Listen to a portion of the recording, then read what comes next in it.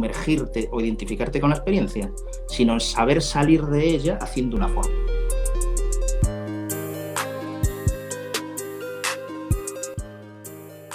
Hola, buenos días. Quería preguntarle si para usted, cuando el artista está creando, ¿se puede decir que existe una experiencia atemporal en él? Es una pregunta compleja, ¿no?, de responder a eso. Yo creo que en realidad el ser humano siempre aspira a saltar por encima del tiempo, ¿no? Es decir, desde el momento en que somos cuerpo, no es que tengamos un cuerpo, que ni siquiera, yo casi diría que el cuerpo nos tiene a nosotros, ¿no?, más que nosotros a él. Bueno, desde el momento en que sentimos que somos cuerpo, también sentimos que somos tiempo, ¿no? Y en la medida en que somos tiempo, somos un cuerpo fungible, es decir, un cuerpo que, por su sometimiento al tiempo, sabe que tiene una fecha de caducidad. Es connatural a la existencia humana pues tratar de saltar por encima de esa necesidad. Ese afán de plenitud atemporal, yo creo que lo tenemos todos, ¿no? Y lo han tenido todos los humanos de la especie. Por ejemplo, el arte es una forma de buscar pasajes o entradas a ese territorio que yo no digo que sea temporal, porque la temporalidad en sí misma realmente no sabemos lo que es, ¿no? Pero así al menos una suerte de orificio o de puertecilla o de entrada más o menos precaria a una cierta sensación de plenitud, ¿no? A una promesa de plenitud, ¿no? Por ejemplo, Stendhal decía aquello de que la belleza era una promesa de plenitud. Lo más cercano que se me ocurre, si pienso en lo atemporal, ¿no?, pues es eso que los propios griegos llamaban éxtasis, ¿no? Extao, es decir, colocarse uno fuera de sí mismo, ¿no? Es decir, solventar los problemas del cuerpo. En cierta medida el arte, y de ahí las conexiones con lo sagrado que siempre tiene, y el inicio del arte es religioso, ¿no? Pero religioso en un sentido mucho más amplio de lo que entendemos en la modernidad por religión, ¿no? De ahí que el arte sea, pues, en el fondo, sea una técnica, ¿no?, de aprendizaje para convivir con esa promesa de atemporalidad. Pero yo creo que la experiencia artística queda en el umbral o en la promesa, ¿no? O en todo caso es una promesa de atemporalidad fugitiva o transitoria, ¿no? Porque es un poco como a veces se me ocurre pensar también incluso en la drogadicción o en las adicciones, ¿no? ¿Qué sucede con los drogadictos ya casi enfermizos, por ejemplo? Pues que se han situado en esa atemporalidad y algunos ya no han vuelto. Entonces, el arte es una manera de suspendernos, de suspender el tiempo, pero de forma interválica, transitiva, ¿no? Dura lo que la recepción o la experiencia de la recepción puede durar. Entonces, ¿qué pasaría entonces con la individualidad? ¿Se disuelve en el proceso creativo? Sí, bueno, yo ahí sí que lo tengo más claro, fíjate, esa es una pregunta que me podría acomodar mejor, porque yo creo que el arte, y este es un problema que viene del romanticismo precisamente, es decir, la modernidad como tal nace con Descartes, ¿no? Es decir, nace en el siglo XVII, lo que se entiende por pensamiento moderno, pero la estricta modernidad nuestra, es decir, esa modernidad de la que nosotros somos contemporáneos, eso nace con los románticos, ¿no? El romanticismo más profundo sí que entendía que la obra de arte no serviría para canalizar una individualidad específica. En realidad, la obra de arte nos conectaba con fuerzas mucho más profundas, con fluencias de carácter colectivo, incluso, que no atañen específicamente a un ser humano histórico, empírico, concreto. El arte no está para expresar nuestro pequeño yo, ¿no?, o nuestro gran yo, es decir, da igual si es grande o pequeño, ¿no?, sino que el arte está precisamente para que nuestro yo se haga uno con un colectivo, con una aspiración a totalidad incluso. Deleuze también dijo cosas interesantes sobre eso, ¿no? Uno no puede ejercer de periodista de sí mismo, ¿no?, sino que si se aspira a hacer obra de arte es justamente para no volverse un periodista de sí mismo, ¿no?, sino para atacar otro tipo de fronteras, otro tipo de intensidades. Mi nombre es Francisco y bueno, ya que estamos tocando este tema de la individualidad, me gustaría preguntarle si encuentra alguna relación entre, esta pregunta que acaba de responder y el concepto de uno primordial de Nietzsche. O sea, lo que sería este uno del que todos somos parte y que también al mismo tiempo nos trasciende. Sí, claro. Sí. Fíjate que ese es el famoso Encaipán de los románticos, ¿no?, del Hiperión de Hölderlin, por ejemplo, ¿no?, el uno y todo, ¿no? De hecho, Es muy interesante la pregunta porque yo creo que ese es el Nietzsche más joven, es decir, el Nietzsche todavía muy deudor de Schopenhauer, ¿no? De Schopenhauer. Los primeros libros fundamentalmente trabaja todo el tema musical, ¿no? ¿Por qué la música? ¿Por qué el nacimiento de la tragedia está tan focalizado en cuestiones musicales? Porque de todas las artes es la que permite justamente más una fusión, si queremos decirlo así, una fusión del individuo en una totalidad. Este Nietzsche, todavía muy schopenhaueriano, ¿no? Cree en la posibilidad de ese uno primordial, es decir, de esa fusión con un estadio preternatural o precósmico, si queremos, ¿no? Porque desde el momento que hay cosmos ya hay articulación y por lo tanto ya no puede haber uno, sino que hay dialéctica, ¿no? Entonces, yo diría que es todavía un Nietzsche en exceso dependiente de esas confianzas claramente metafísicas schopenhauerianas entre el uno, la totalidad, la posibilidad de una totalidad como unicidad, etc. ¿no? Me interesa más ese otro Nietzsche que asume que ya no es posible ningún retorno a ninguna nostalgia, ningún retorno a esa unidad primordial, porque esa unidad primordial como tal no existe, ¿no? Es decir, si en el inicio hay algo, es caos, ¿no? Entonces Nietzsche, que empieza siendo claramente un heredero de Schopenhauer y un heredero de esa concepción romántica del uno primordial y de la posibilidad de fusión con eso, acaba, yo diría que en el polo contrario, es decir, en la asunción de una multiplicidad ontológica. Para que algo exista, primero existe un corte que rebana del caos un fragmento, y por lo tanto todos somos fragmentos o estallidos de esa explosión inicial, ¿no? O de esa explosión primordial que no es jamás una o unicidad, ¿no? Soy Roma, y quería preguntarle, según lo que dice, ¿el artista entonces se funda en el uno primordial? No. Claro, ¿cómo fundarse en el uno primordial, ¿no? En todo caso, si creyésemos en el uno primordial, nos fundiríamos en él, ¿no? Nos difundiríamos en él. Por ejemplo, de ese uno primordial todavía un tardo romántico como Freud habló, ¿no? Y él lo denominó la experiencia oceánica, ¿no? Con lo que está jugando esa experiencia oceánica es con la experiencia del morir, ¿no? Que es la experiencia de romper con los límites. No creo que sea posible, ¿no? Hacer arte fundiéndose con... En todo caso, lo que sí es posible es tener esa experiencia confusa, dionisíaca, como la denominaba Nietzsche, o aórgica, como la denomina Hölderlin, una experiencia que toca cuestiones, bueno, pues como la de la pérdida de sí, la locura incluso, pero como le decía Mozart a un amigo, si solo sirviese con tener esa experiencia, todos podríamos componer música, ¿no? Lo importante es saber y tener la fuerza suficiente para después ordenar eso en una partitura.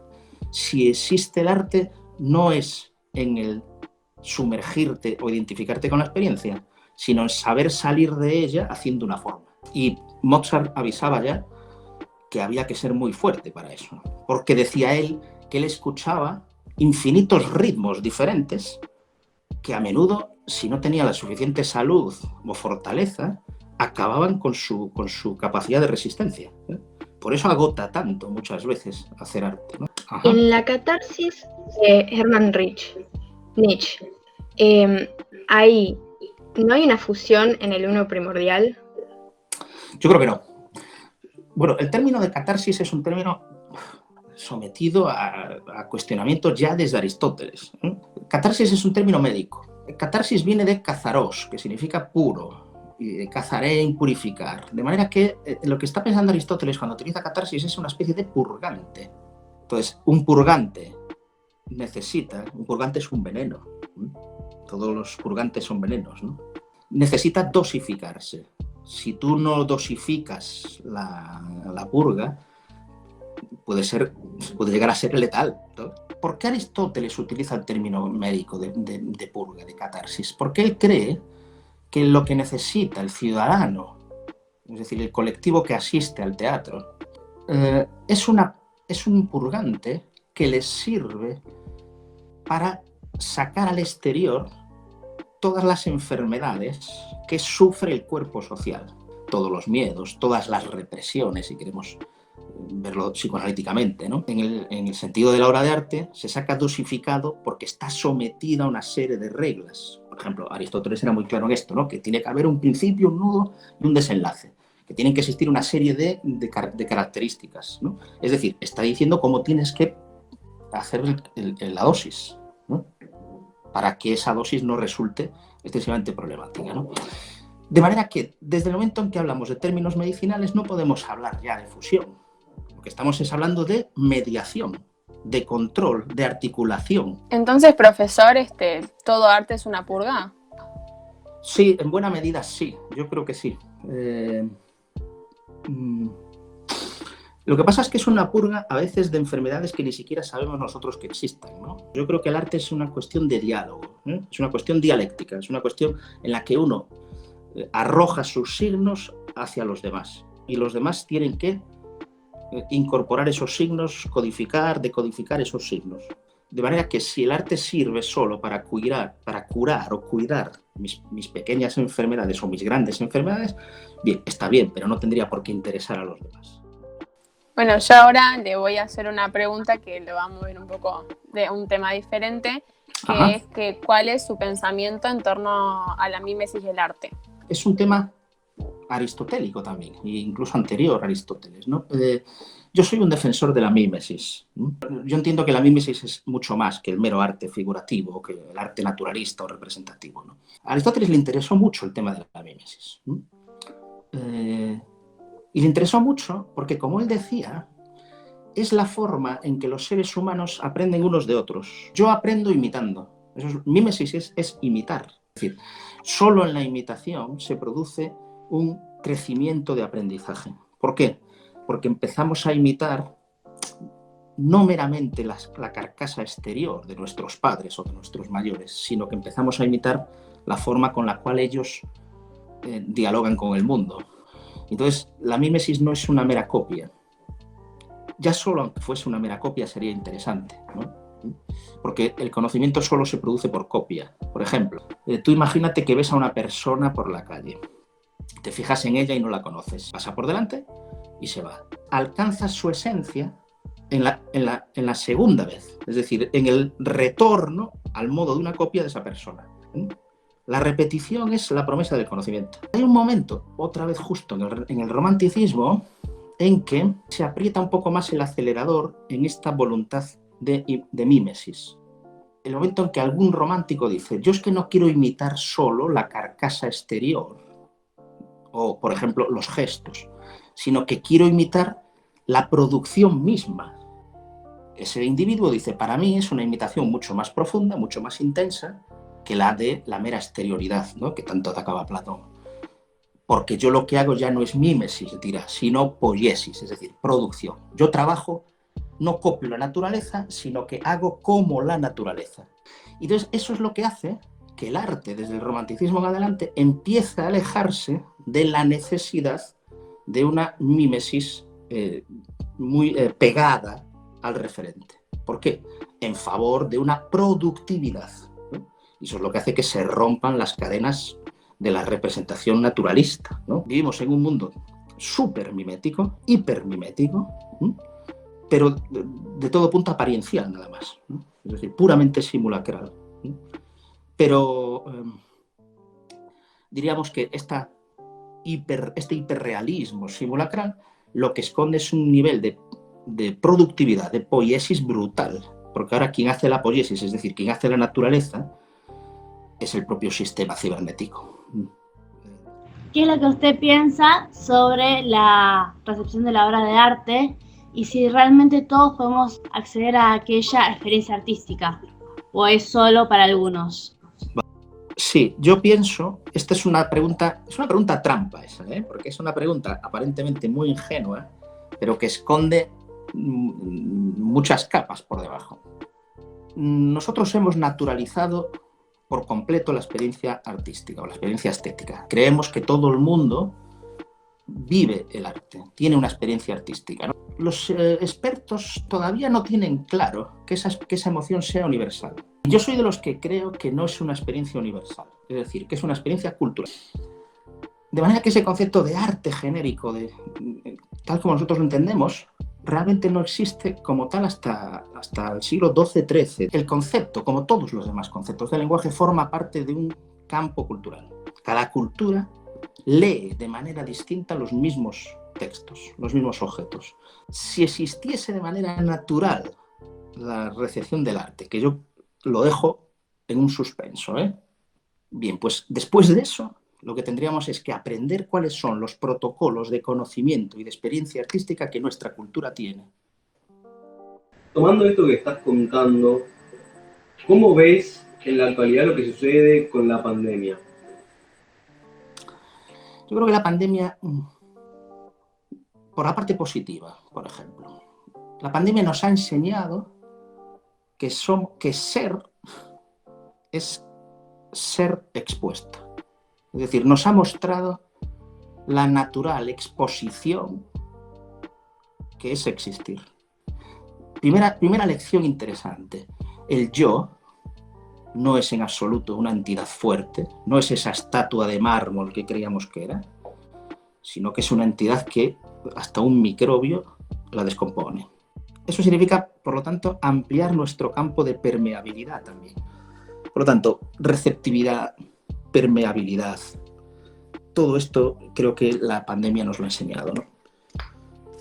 Desde el punto de vista negativo, al tiempo que nos ha abierto las costuras, ha hecho entrar el miedo en nuestra vida.